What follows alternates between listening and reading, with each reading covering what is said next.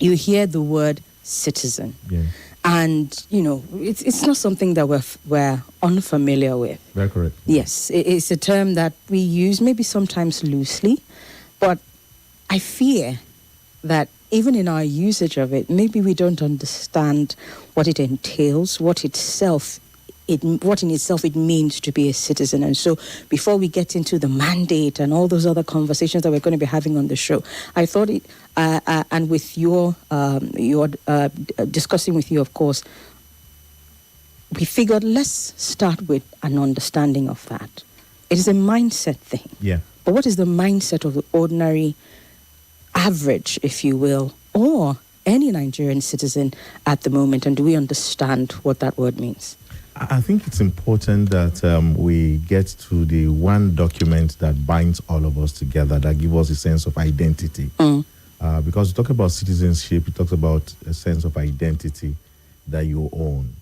The Constitution, in my own words, I put it together in that the Constitution gives us three forms of identity. The first is the legal identity that makes you a Nigerian.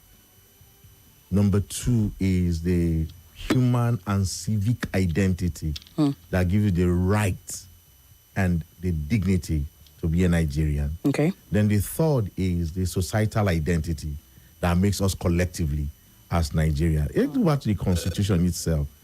Chapter 3 of the 1999 Constitution has amended the citizen from section 25 to 32, which form the core foundation of our identity.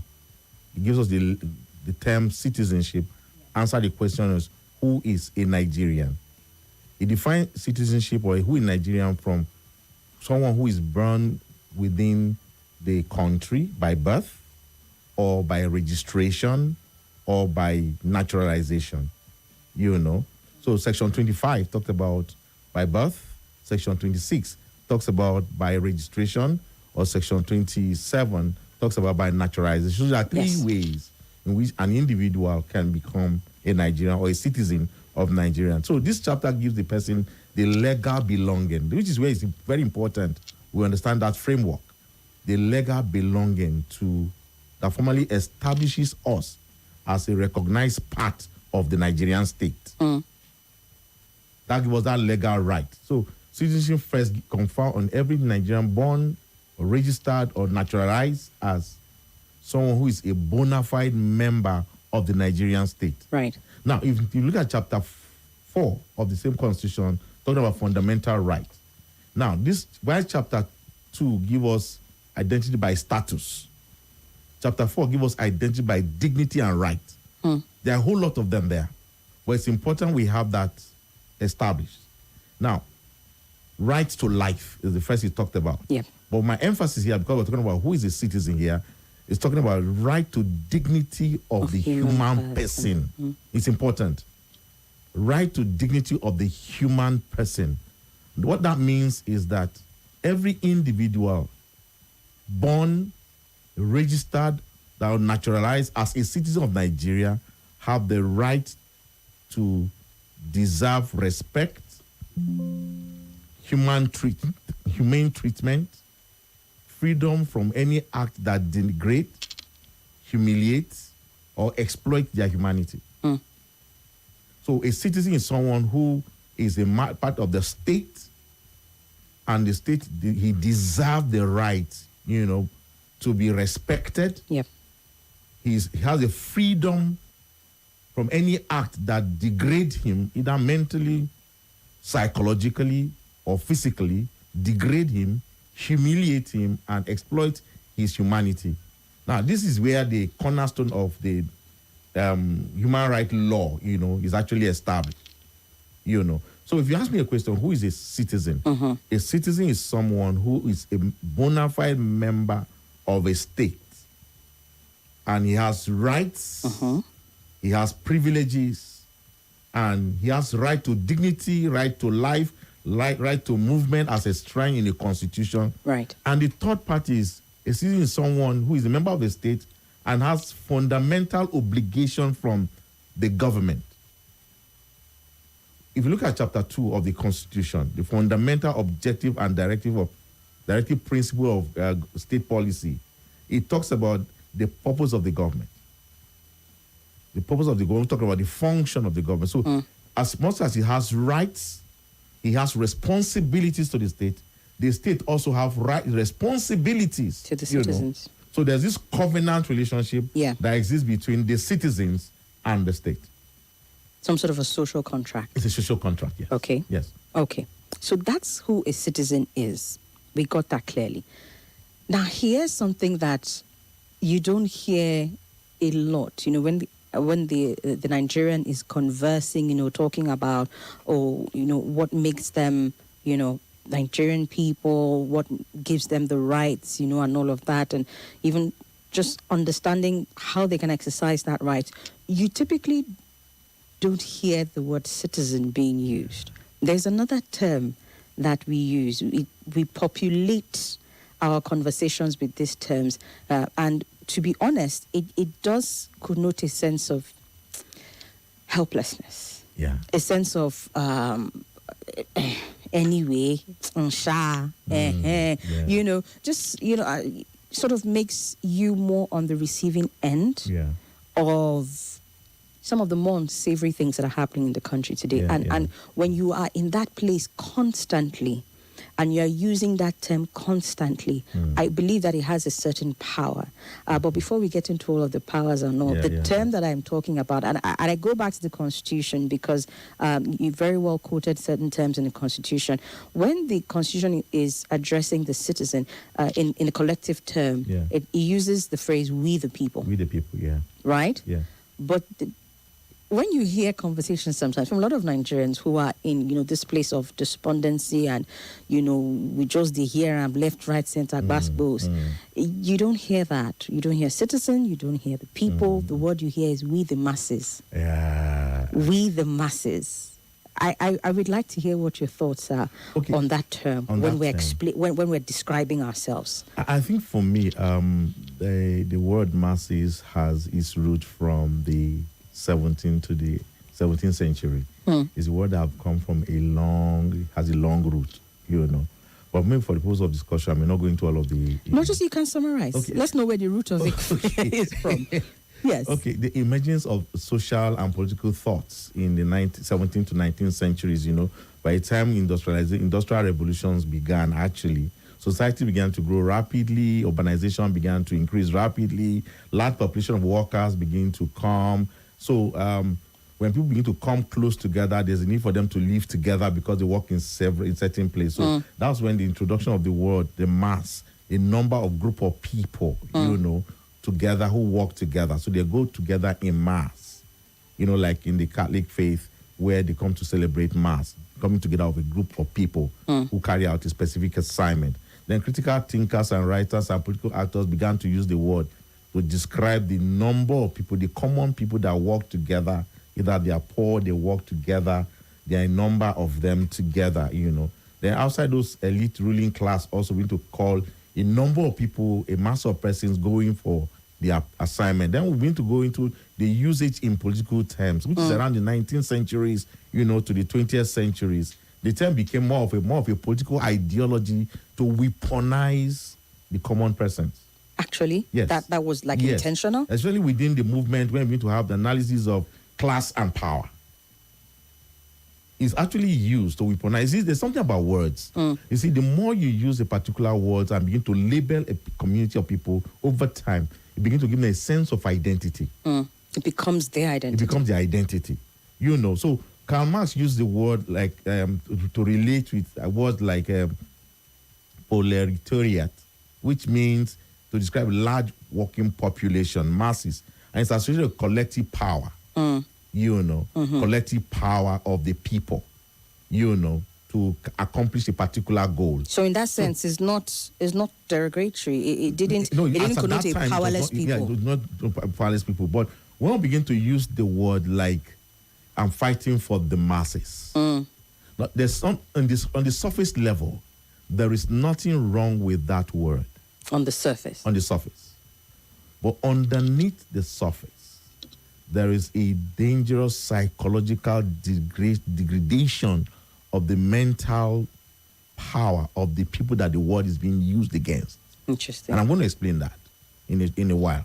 So, politicians and people in power gradually begin to create this dichotomy between the people and us in a bid to separate them from being accountable. Because when we say we the people, it means you are part of us. So you are expected to be accountable to us. But the word the masses, meaning that you are not part of this collective people. Do you understand? I hear you. Let me for that break it down. So Okay. let me just give you the history. So in the 20th century, what reinforces the masses, the word describing citizens as masses, the media play a very unfortunately. Unfortunately, yeah. you know, when we have the emergence of the word mass media, mass society, and all that, so the media has also began to use that word. So it became like a common household, Term. a common household term. Now, but the implication of that is this: the Constitution of the Federal Republic of Nigeria didn't label any people as the mass. That word was never used in the Constitution. Rather, the Constitution defines and recognizes members of the state that are carriers of rights and participants in the national life.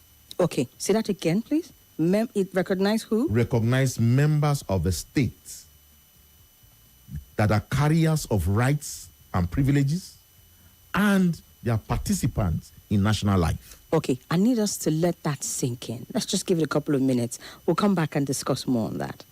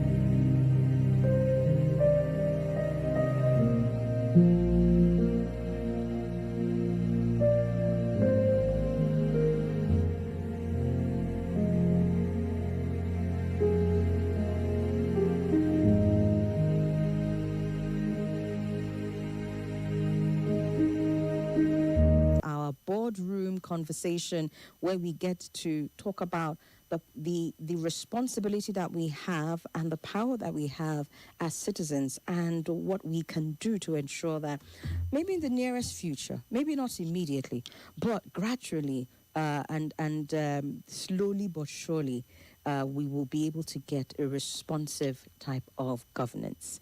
And we are starting off the conversation today with our guest, Coach Isaiah Emmanuel, who is helping us set the tone for the kind of conversations we're going to be having every Thursday on the show. Today's particular topic is called From the Masses to the Mandate. And it is where we get to have conversations that help us collectively to resign as victims and resume as shareholders of this country. So yes, we often hear the phrase the masses, and it sounds heavy. In some instances, and the context in which it's used, it sounds poor and it sounds helpless. But today we are officially retiring that term on this show.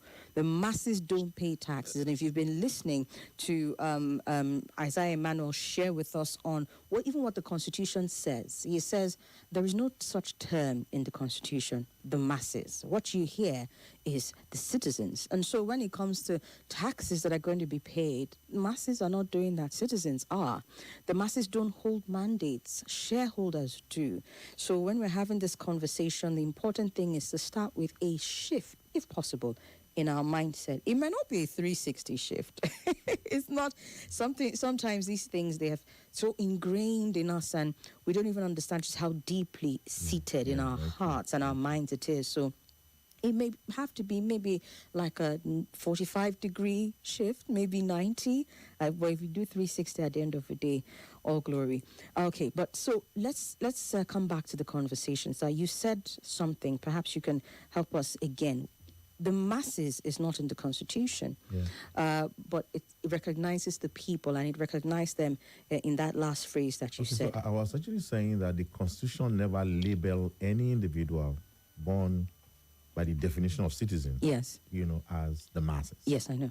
And that's a bad label, So what the Constitution recognizes is that it recognizes members of the state, individual members of the state who have rights to human dignity. Individual members of the state that are carriers of rights and also participants in the national life. Everyone born in Nigeria by birth, by registration, or by naturalization. We are all participants of the national life. Participants, not spectators. Not spectators. We are participants of the national life. We are all stakeholders. We are all stakeholders to in our national life. And so, for me, you just took something while you were giving your introduction. When you call citizen masses, it may not sound harmless, actually, on the surface. But the language quietly shapes identity. See, the Constitution was very meticulous when it called the people citizens. So if we continuously use that word, that label, I call it a label actually, continue to use that label, it shapes identity, it shapes expectations, and it shapes behavior over time. Let's talk about the shaping of expectations. What does that look like? All right. So let me give you an idea what it looks like. When you begin to use the word the masses, what the language causes that it reinforces a mental and structural barrier. Mental and structural barrier in the mind of the listener. Now, you call you call a group of persons the masses. I'm going to fight for you, the masses. What you're simply saying is that you don't have an identity. You're a group of people, not an individual with a sense of identity. What reinforces that it erodes their identity.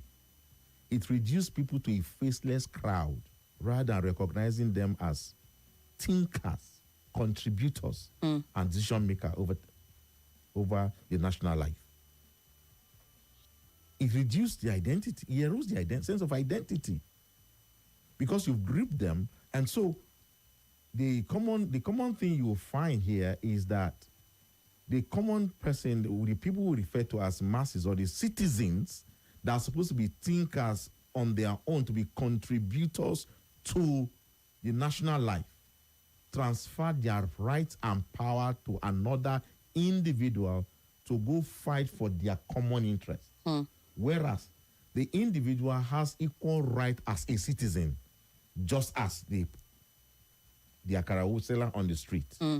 Now, the Constitution guarantees that the akara seller on the street, the woman that sells gari in the market, the man that's at the motor park, have equal right as the DG in the office, as the senator in the red chamber, as a member of the House of Rep in the blue chamber, in the green chamber. Now, the implication of that is that the man at the red chamber was chosen by the people of equal status as him to go represent them, their collective view and interest. The power is not with that man. The power is with the people that put them there. And the Constitution provides for a recall if you are not representing our common goal as enshrined in the Constitution. So if I was having a conversation with my brother, permit me just digress a bit. Yes, sure. And we're having a conversation, and I was talking about this issue of rights and privilege. Imagine a village, a community where every member of the community decide to put money together to buy a bus. We all contribute money, equal amount per family. We buy a bus. We now employ a driver, and we have an understanding that the driver will only drive. Every family is to contribute a driver for 1 month. At the end of every month, it goes to another family to bring up a driver. And within the month where my own family, chose a driver, the driver is being paid by the collective resources of the community. The role of the driver is to take us from the village to the market and from market back home. Then suddenly the driver now begins to say, you didn't greet me, so I'm not going to drop you by your house. I'll not pick you today to the market.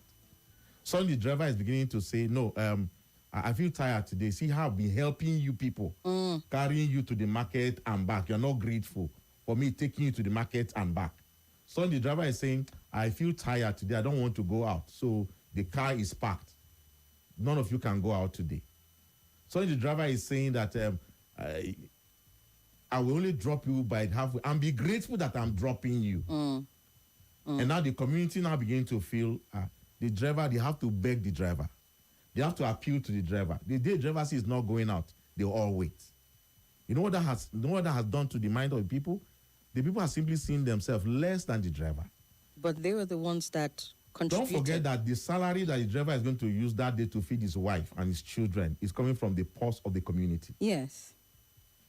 Because over time, the driver is using one word, I am helping you. Look at how I took you to the market. Look at how I brought you back. So they lose a sense of collective ownership of the driver, of the boss, that they all contribute money to buy. And now begin to see the driver as a savior. You get the idea? I do. They are seeing the driver as someone who is doing them a favor, whereas they pay the driver salaries. And the vehicle that he's driving was bought by the community. So we pay tax. In the same vein, we pay tax. You elected the governor to represent, to help you, because we can not all be in governance. The money the governor is going to use to construct the road is the collective givings of the people, the resources of the people. We all own it together. And the governor is saying, look, I did road for you. Are you not grateful? Did he bring the money from his father's house to do the road? So let's backtrack a little bit. You get the point. Because I do. What has happened is that by calling the people masses, you have eroded their sense of identity, their sense of rights. But sir, I need us to backtrack to that on that a little bit. How did we get there. How so? It's one thing for somebody to call you by a name that you're not. It's another thing for you to not just answer to the name, but take ownership of the name, sit in the name, use it to write exam, change all your certification and documents to the name that was not your own in the first place. How did we get here? Let me tell you. Language shapes identity. In the Nigerian complex structure, and our historic colonial hierarchy, and the ongoing leadership struggle we have, what this label have done to Nigeria is that we must recognize one salient truth. Words don't just describe reality, they help to construct reality. The more you keep calling the people masses, you are constructing a reality for them that the moment I get into office, you no longer belong in the same class. And by constructing that reality to them, it reduces the power that they have over demanding for accountability, demanding that you give report to us that sent you. So what words does is that when a population is constantly being labeled in a certain way, they begin to internalize that label both consciously or unconsciously. Let me give you a simple scenario. Okay. Do you know that there's no word, there's no majority or minority is not in the Constitution? Minority tribe. Yes. Majority tribe. Minority people. Majority. Yes. This word that is the common word on the street, upon which we make decisions, determine our own internal expectations. When we're even making application, it's not in the Constitution. It's a label that we have come to It's own. a narrative we have come to own, and it has shaped our identity. Somi, have you ever sat down to say, I have the right to contest as for presidency? You know why that thought will not even cross your mind? You look at your state, you look at your community, you look at your tribe. You look at your pocket. You look at, before your pocket, even if you have the pocket, your pocket is deep. You now go to a street, the next you're going to ask is, are you from the majority tribe or minority tribe? That alone has shaped, that label alone has formed a kind of reality to your expectation to even vie for certain things. Look at when the former president from the minority came on board. It looked like it's a privilege that was done to them. But it's not in the Constitution. I mean, we're even talking at the level of the presidency within states. Within states. Governors are Governors, deemed, even in local government. yes, are deemed eligible to contest based on these two majority labels. or minority. But that's not the provision of the state. But it has shaped our reality. That's the reality of the man on the street. As simple as that. You know, you don't even desire to vie for a position. The moment you even think of, I want to contest, you are defeated personally. First, when you look at from my place. So that speaks to how Label. I'm talking Yes, the about how labels. label shapes our reality, collective realities. And so using the word, the masses, over time you begin to construct, realities in the minds of the people. Now, someone who's a graduate, I was having a conversation with a lawyer, very unfortunate, I don't want to mention That was fine. Yeah, It's okay. having a conversation with a lawyer some times ago, and I was talking, say, we the masses, there's little we can do about it. and see, almost half the time, listen to people who use that term. Once you start the conversation with that line, we the masses, what comes next in the sentence is usually speaking to helplessness, despondency, powerlessness, hope, all of them. And we have been reinforcing these things over time. And then when it comes to exercising roles as a citizen, I understand that when we use that term, it has its implication as well. Yeah. It erodes your ability to think and to take action. Why? Because the word conditions the minds of the people. to always follow the line of thoughts of the major opinion. Because it erodes the sense of individuality to think differently. It erodes the minds of the people to think differently. Because it's about the population. What are the people saying? What's the popular opinion? And people in power over the world, all over the world, politicians have learned the mastery of that word.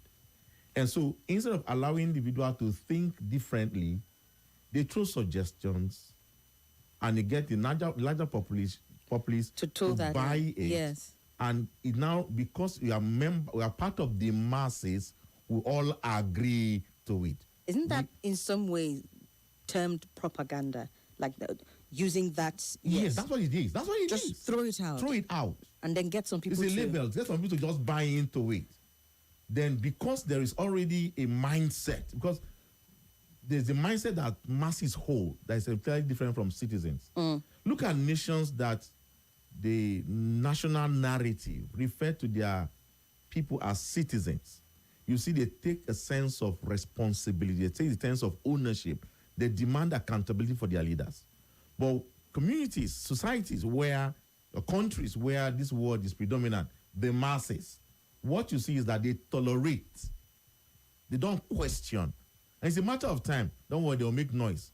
Get some persons to begin to give a different narrative, and a larger population accept to it. It now becomes a collective thinking of the masses. But if we're to be fair, sir, I wouldn't say that we are, yes, maybe knowingly or unknowingly, the term is used loosely in some parts, but there are other parts where you see a tendency to want to question. I mean, here in Nigeria. No, I'm saying, the context I'm referring to here is not necessarily just Nigerian problem alone. I know. Yeah, but there's a recent reawakening in the electorate, which I deeply appreciate. I think the press, the media houses are doing a whole lot, like platforms like this. They are doing a whole lot to sensitize Nigerians. There's a recent awakening, there's a recent consciousness that Nigerians are beginning to wake up to demand. But then, if you go to the root cause of voter apathy, what makes people not to go out to vote? There is a general mindset that my vote will not count. There is that, but then there's also the case of... that there's a reawakening.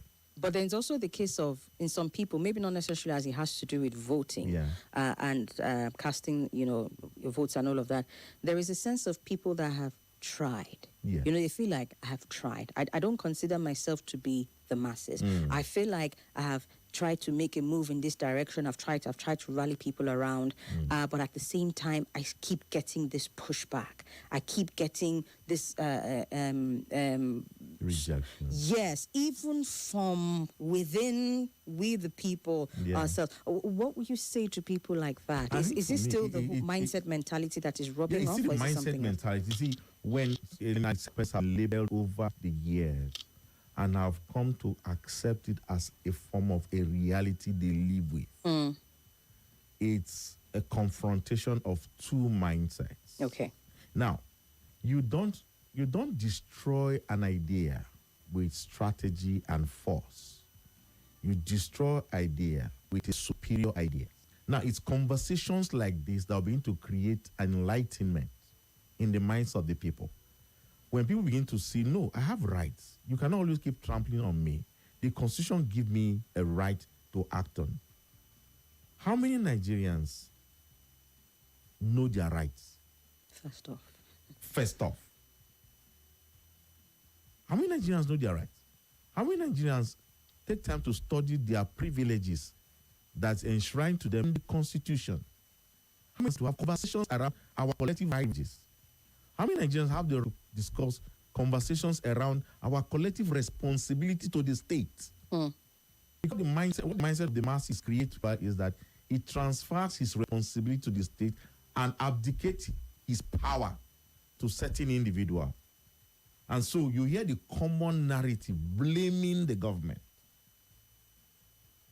I mean, we're not entirely wrong to do that. No, we're not entirely. No, the states have responsibility to the citizens. Exactly. Now, if you don't hold the state accountable to their responsibility, you always have reasons to keep blaming.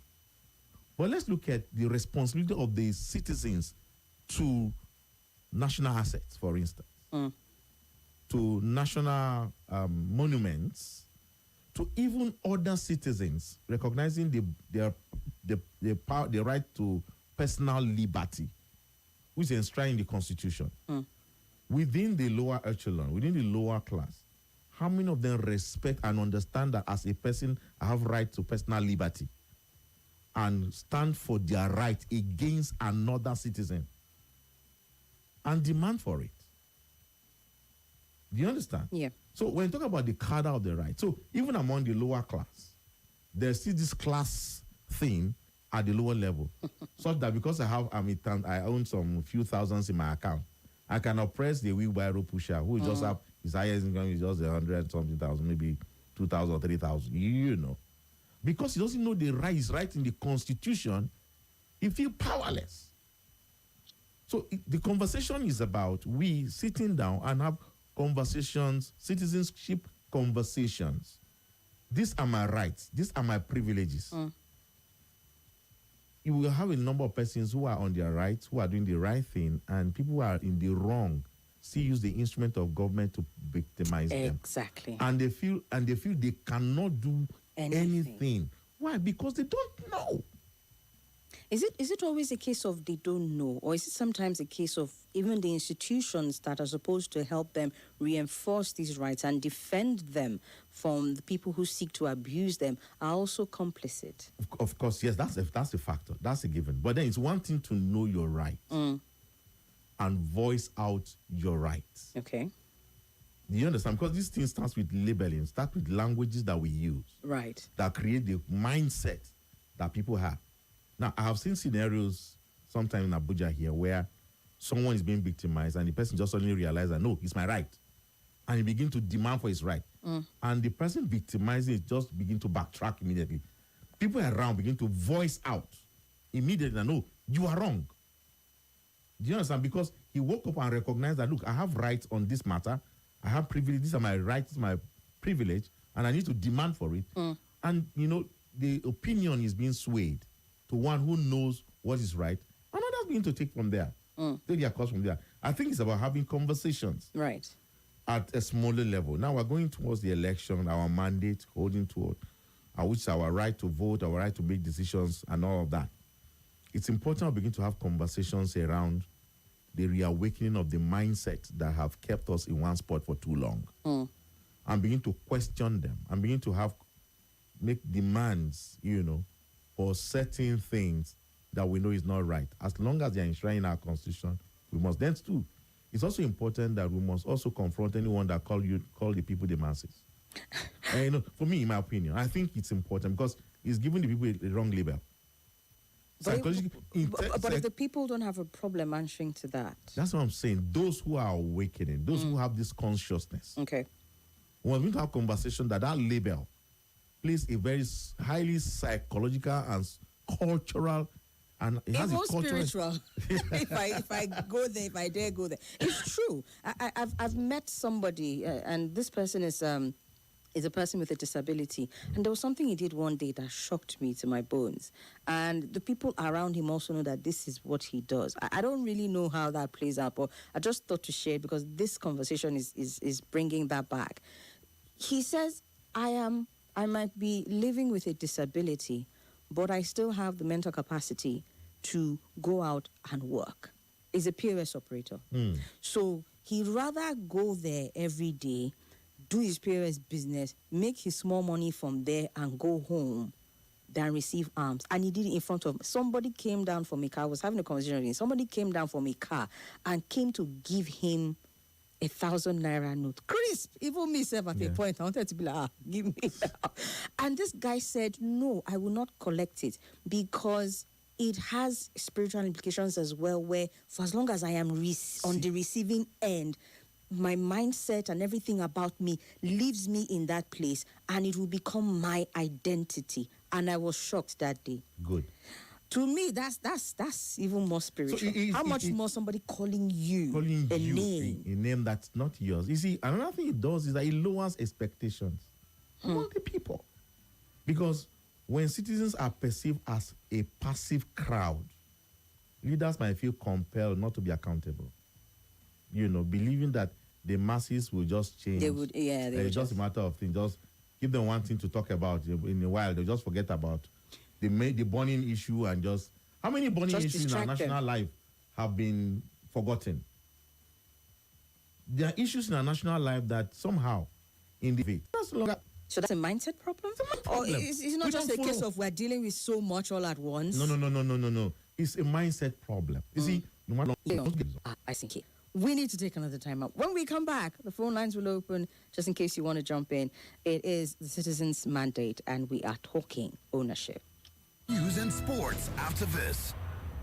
Yeah, so this is Jolly Johnny on the streets. How well do you know Maggi chicken flavor? Oh, yeah. This is Nigeria Info.